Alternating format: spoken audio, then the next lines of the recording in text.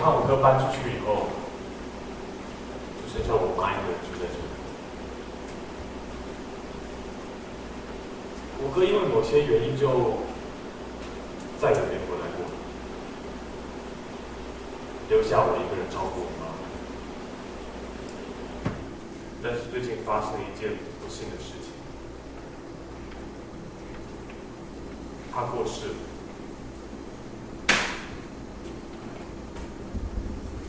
被一个强盗杀死。基本上就是一个独居，然后足不出户的老人。然后他有2个儿子，就一个大儿子很早就失踪了，就不知去向。第2个小儿子是每天都会固定时间来送饭给妈妈吃，那可是他没有跟妈妈住在一起。那个小儿子有点就是把妈妈遗弃在那个房子里面，然后任由妈妈在像一棵照不到阳光的植物，然后在那个公寓里面就腐烂。有一天，盲眼的老太婆突然想要把里面原本是大儿子的房间出租出去，所以她请了她的小儿子去外面贴租屋布告。没想到就有一个社会的边缘人，然后他临时起意看到这个布告之后，想要假借租房子的名义进来抢劫，这样子，就看有没有什么好处可以在这个房子里面捞一点这样。一开始他是预谋心强，可是没想到，他进来之后看到的是一个已经好几年没有出房门的老太婆的一个非常脏乱的屋子。这个盗贼就留下来，就跟老太婆产生一些对话。那过程中他们就会有一些辩论，就会讨论一些关于道德观的问题，当然没有那么的哲学上的讨论，比较像是一种一个平常人在用日常的对话里面，然后这个日常对话里面，其实下面藏的其实是不同价值观的对立。不知道是谁撞到我，还是我撞到谁，就跌倒了。我不知道，我没有看到。啊，刚刚才有个人从你的屋子里面跑出来，会不会是小偷啊？小偷？哎，小偷？哎，他死了，要赶快报警。报警？可是我没有看清楚。你确定要？坏人本来就应该要被抓起来。不用了，没有用。不用同情我。那你有钱租房子吗？你问这干嘛？你看不起我？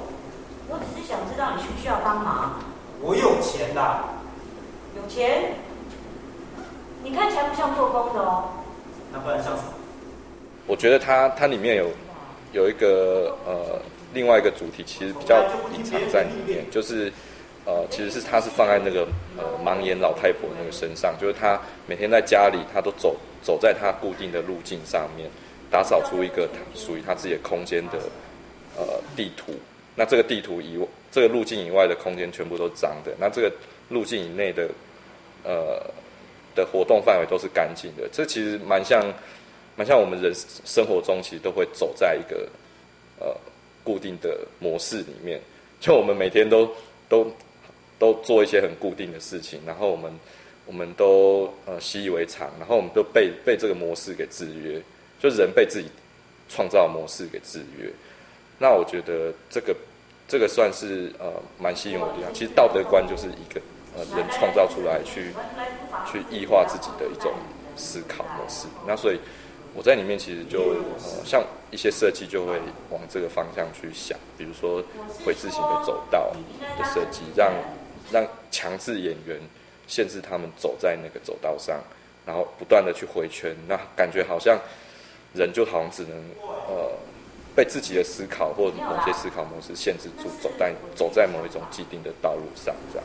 你知道有人租房做坏事的吗？你为什么谈这个？我不是怀疑你哦，我是曾经听人家说，有人租房子，然后就是做毒品卖毒的，还有女人勒索的。你以为我会做那些事？我知道你很清楚吧？你知道什么？不要做坏事，你可以在这里留下来，房租不要钱。我知道了。你是知道什么是不是啊？啊？知道什么？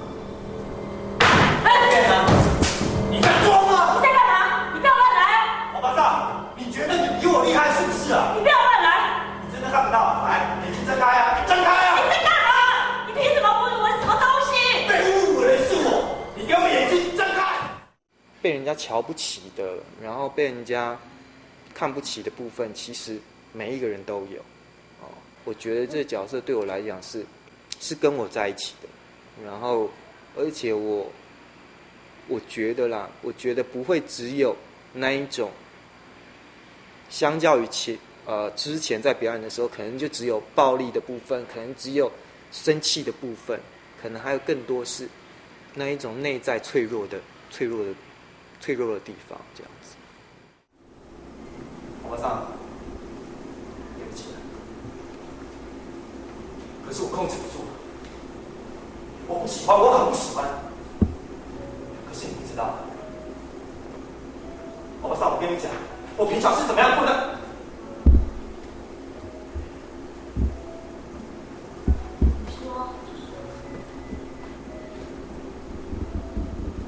没有人看得起我，没有人想用正眼看我，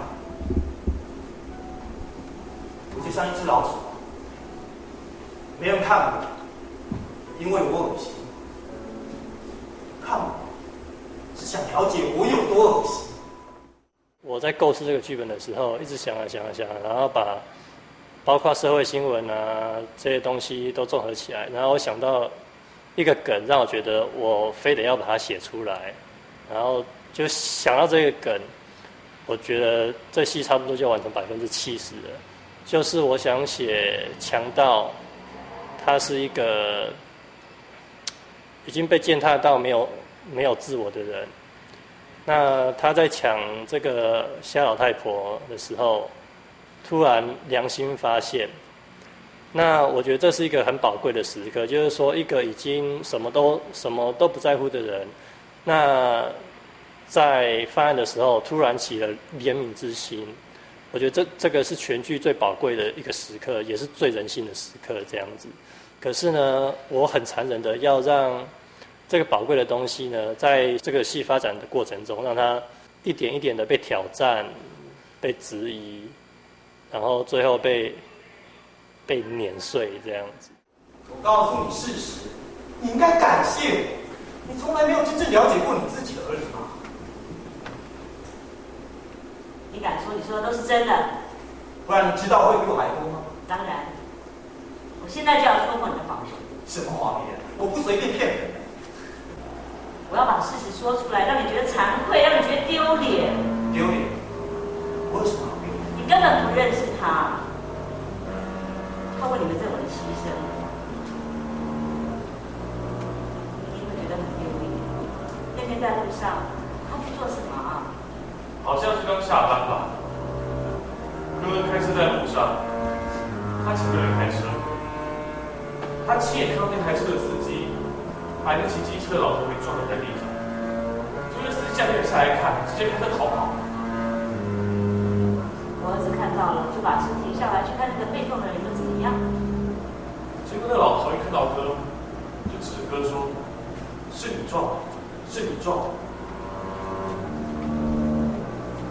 我儿子是个好人，路上车那么多，人那么多，没有一个人下去帮忙，只有他去，结果却被人说他撞的。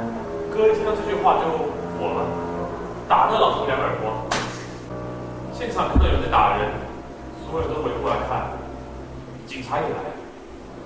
可是所有的人都说是哥撞了人，还打人，最后还跑掉了。到了法庭上，哥不肯认罪。最后，法官还是判他重刑，说是肇事逃逸加蓄意伤害。真有这样的事？我儿子没有错，他凭什么要认罪？他是一个没有走出来的人，就是他是现在他自己的一个心房里面，他自己是他关了他自己，然后这个世界也关注他。我觉得说你去推到这个整个社会层面的话，它只是一个用人物用眼盲心盲去表达，其实很多人是这个状态啊。那这是一个，那我觉得还有一个很妙的就是这个本子，当你在就是他你如果在前面几句发现它是一个线索的时候，你会发现它后面的剧情跟节奏是变的。没有想到，在这间房子里面，感觉回到了好久好久以前那个家。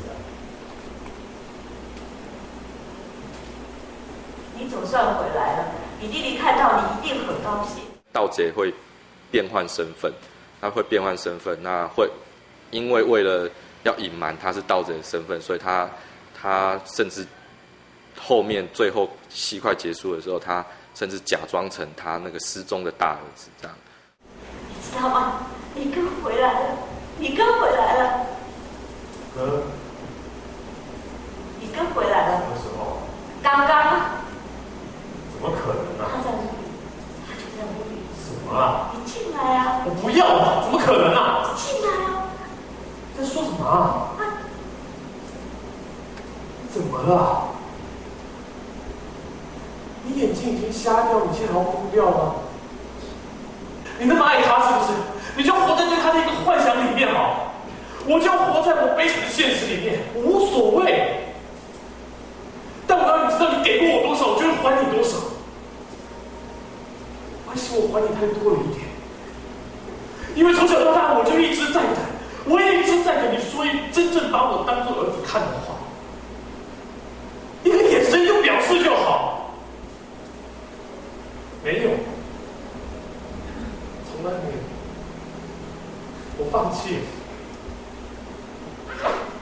好，你把我养多养到大是不是？我把你养到死，这样可以了吧？啊？你还要我怎么样？屋里有一个贼，他抢我，要保护我，在哪里？救救我！你疯了！你怎么花钱来救我？你疯了！你以为我会内疚吗？我不会内疚，就像你以为你是对的一样，你今天要吃饭。魏晨，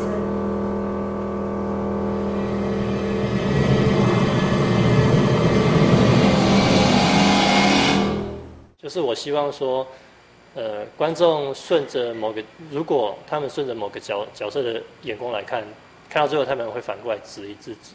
希望观众到最后是看得比较全面，然后可以让他们比较敏感的意识到说，看起来是道德的东西，不一定是道德的，而且常常它可能不是道德的，对吧？那看起来是不道德，看起来是很肮脏的东西，它不见得就是跟它的另一端是没有关系的。透过铁栏杆，我看着他，他也看着我，都发言，从头到尾都没有人讲过一句话。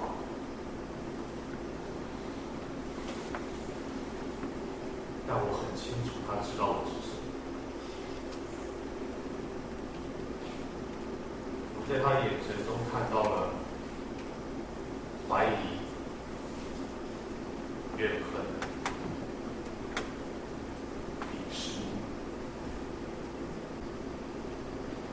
让我想到了我的发疯的哥哥。在很长的一段沉默里，我突然分不清了。我分不清哪一边才是真正的牢房，谁才是真正的囚犯。